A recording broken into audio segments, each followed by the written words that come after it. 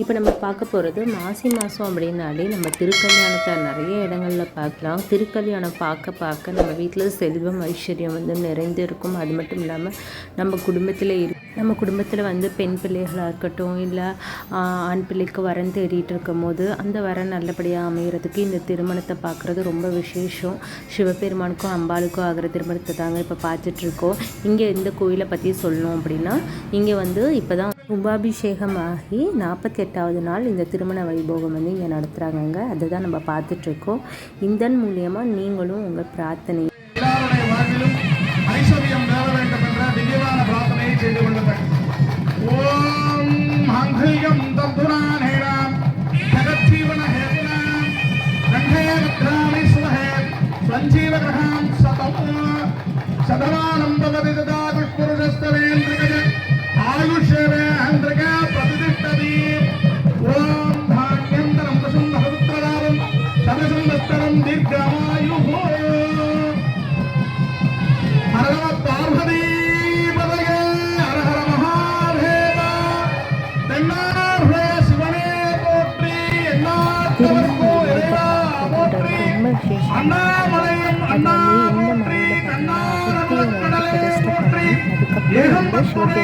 அம்பாளுக்கும் திருமணம்.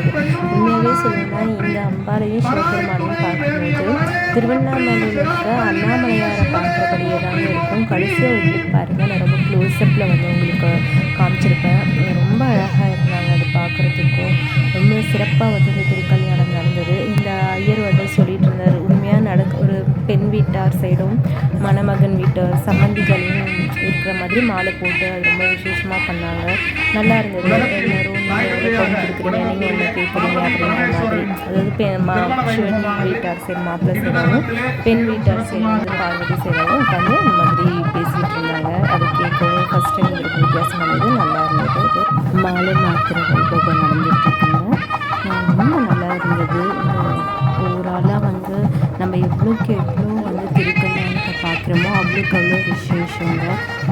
கண்டிப்பாக வந்து பக்கத்தில் எங்கேயாவது உங்கள் வீட்டு பக்கத்தில் எங்கேயாவது திருக்கல்யாணம் நடக்குது அப்படின்னா இதுக்கு ஒரு நிலத்தை செலவு விடணுமா அப்படின்னு யோசிக்காமல் கட்டாயமாக போய் பாருங்கள். இதெல்லாம் ஒரு வரவங்க எல்லாருக்கும் எல்லாம் கிடைக்காது. திருக்கல்யாணத்தை பார்க்குறது, அதுக்கப்புறம் நீங்கள் மொய் சமர்ப்பிக்கிறது, ₹1 அதை வந்து சமர்ப்பிச்சுட்டு தாங்க வரணும்.